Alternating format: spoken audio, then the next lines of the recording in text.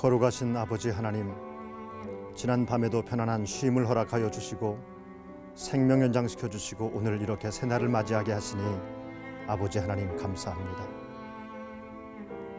하나님의 은혜가 아니면 살 수 없는 연약한 백성임에도 불구하고 헛된 것을 꿈꾸며 거룩한 것과 속된 것을 섞어서 살아왔던 이중적인 저희들의 모습을 불쌍히 여겨 주옵소서.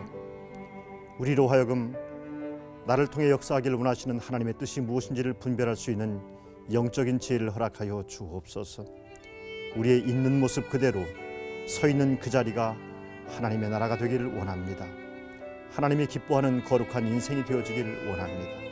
주님, 오늘 하루도 주의 거룩한 성령께서 저희들을 주장하시고 우리를 격려하시고 세임 주셔서 발걸음 내딛는 곳곳마다 길을 만드는 사람, 천국을 경험하는 믿음의 종들, 복된 삶이 되게 하여 주옵소서. 우리의 가정이 주님 보시기에 아름다운 천국이 되게 하옵소서. 우리 가정 안에서 하나님 나라가 확장되게 하여 주옵소서. 연약하지만 부족하지만 주 앞에 존귀하게 쓰임받는 복된 날이 되기를 원하와서 예수님 이름으로 간절히 기도드리옵나이다. 아멘.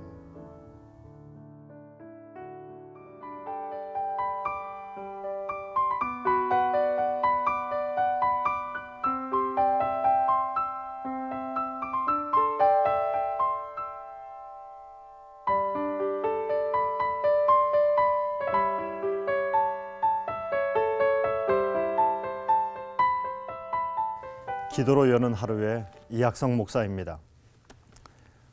여러분, 동상이몽이라는 말을 아시죠? 같은 침대에서 잠을 자는데 꿈은 다른 꿈을 꾼다라고 하는 참 서글픈 사자성어입니다. 성경을 보면은 하나님을 믿는 사람들, 특별히 그리스도 예수의 백성들 안에서도 이런 동상이몽이 많이 나타나고 있습니다. 오늘 우리 시대는 어떤가요? 예수를 잘 믿는 경제인들의 소원을 가만히 들어보면은 경제만 회복되면 된다고 말합니다. 나라의 안보만 튼튼해지면은 걱정할 것이 없다고들 말합니다. 예수를 잘 믿는 여야 정치인들의 소원은 정권만 잡으면 된다고 생각을 합니다. 가정의 문제는 어떻습니까? 예수 잘 믿는 가정의 소원을 들어보면은 돈을 많이 벌고 가족 모두가 건강하기만 하면 된다고 말합니다. 자녀들이 더 좋은 학교에 들어가면 되고 우리 아들, 딸들에게 좋은 배우자가 나타나고 그리고 그들이 자식을 낳기만 하면 된다고 그렇게들 말합니다.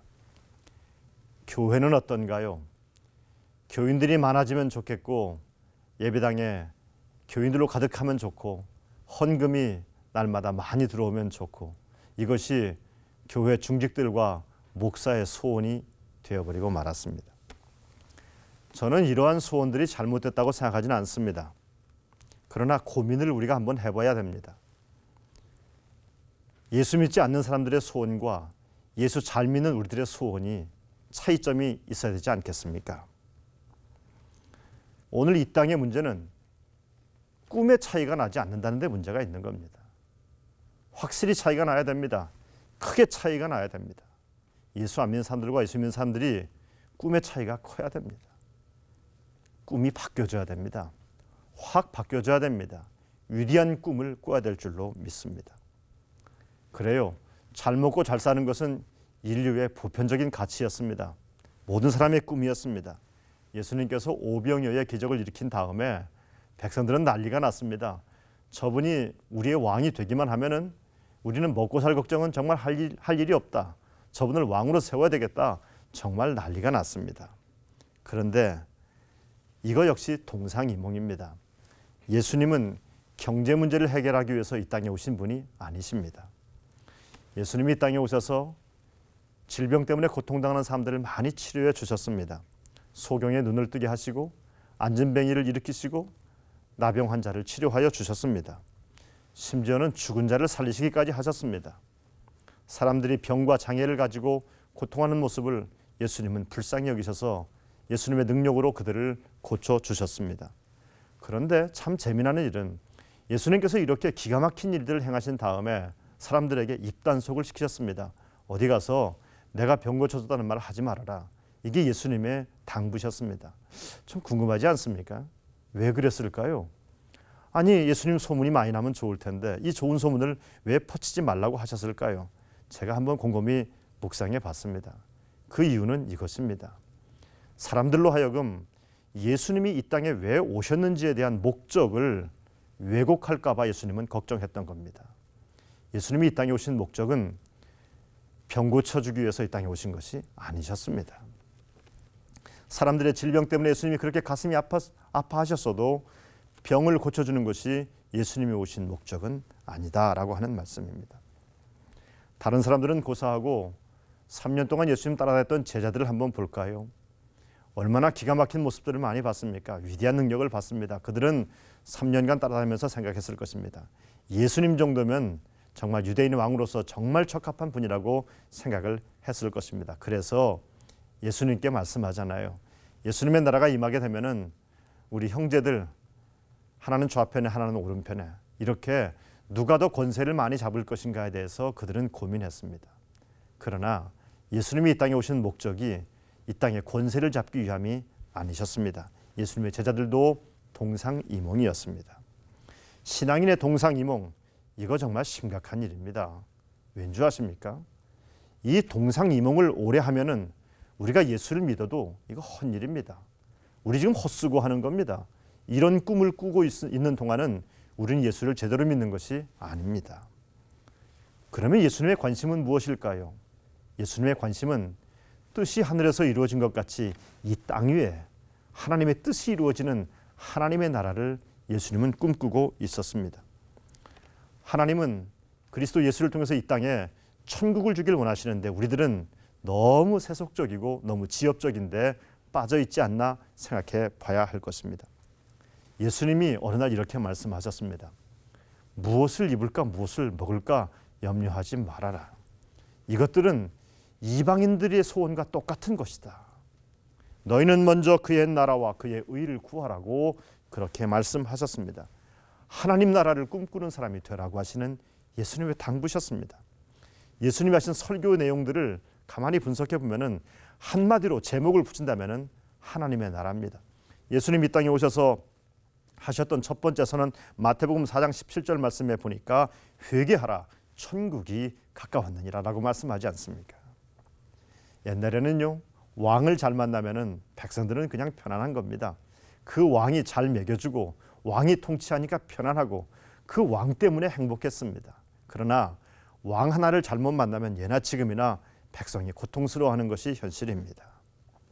그런데 하나님을 왕으로 삼는 나라 얼마나 근사합니까?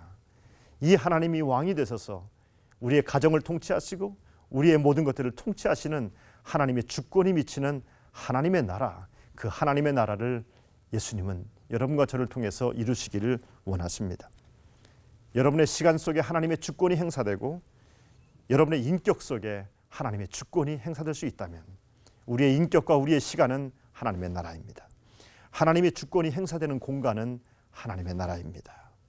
그러니까 줄로 이렇게 딱 정해져 가지고서 요만큼이 하나님의 나라입니다. 이게 하나님 나라의 영토입니다. 이것이 아니라 하나님의 통치권이 임하는 그 자리가 하나님의 나라라고 하는 말씀입니다. 여러분, 우리는 경제 여건이 좀 빨리 좋아졌으면 좋겠습니다. 그러나 경제 여건이 빨리 좋아지기만을 바랄 것이 아니라 하나님의 통치 속에 기업이 경영을 하고 그 통치 가운데 경제가 회복되기를 꿈꿔야 할 것입니다. 내 아이들이 그저 공부 잘해서 좋은 대학 가기만을 바랄 것이 아니라 하나님의 통치 속에 우리 아이들이 지혜롭고 존귀하게 자라나기를 기도해야 할 것입니다. 하나님의 나라는 여러분의 11조 봉투 위에만 있는 것이 아닙니다. 수단 방법 안 가리고 돈 많이 벌어서 헌금 많이 한다고 하나님의 나라가 이루어지는 것은 결코 아닙니다. 돈 버는 과정이 하나님의 통치가 미쳐야 됩니다. 하나님 스타일로 돈을 벌어야 됩니다.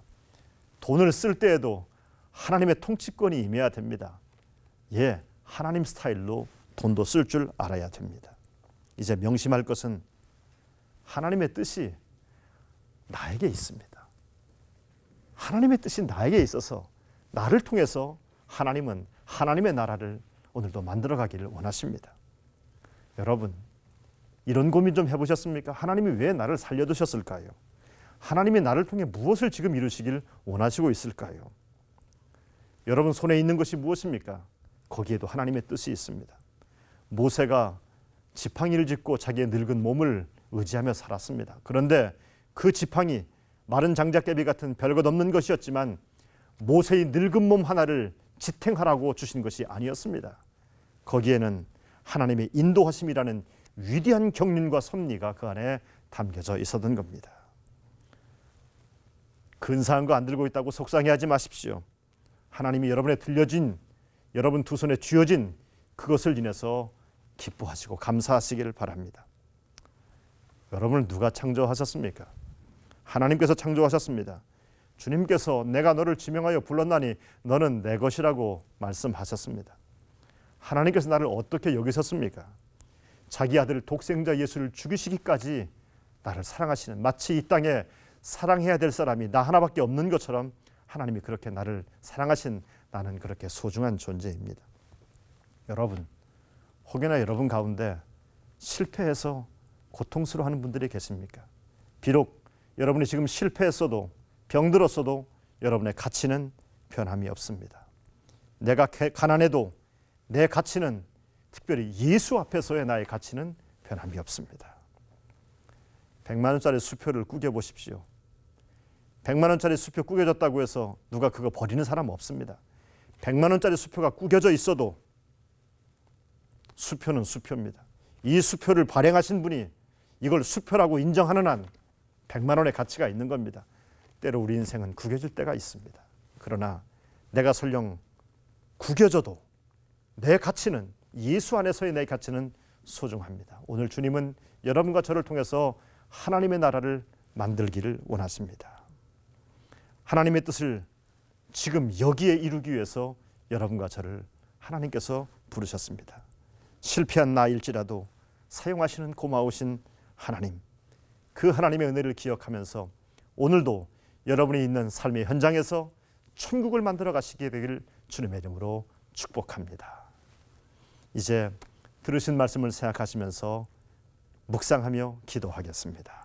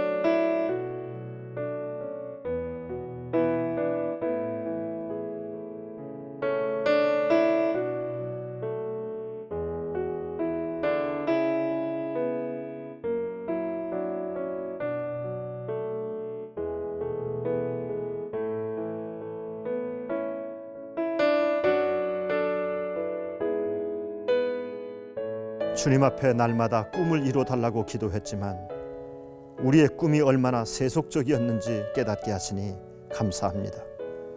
소원합니다. 주님, 내 꿈이 바꿔지게 하여 주옵소서.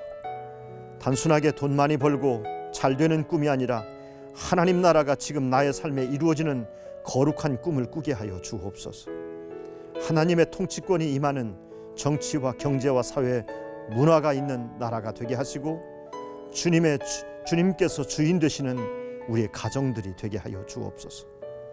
너희는 먼저 그의 나라와 의를 구하라고 말씀하신 주님, 하나님 나라가 지금 여기에 이루어지기를 소원합니다. 하나님 나라를 위하여 우리를 지명하여 부르신 하나님, 비록 연약할지라도 힘들고 곤고할지라도 하나님의 뜻이 연약한 나 자신에게 있음을 믿고 당당하고 힘있게 살게 하여 주옵소서. 우리의 삶의 형편이 그리 아름답지는 않더라도 지치지 않게 하시고 위축되지 않게 하시고 뚜벅뚜벅 하나님 나라 확장을 위해서 쓰임받는 걸어가는 성도들 되게 하여 주옵소서. 예수님 이름으로 간절히 기도드립니다. 아멘.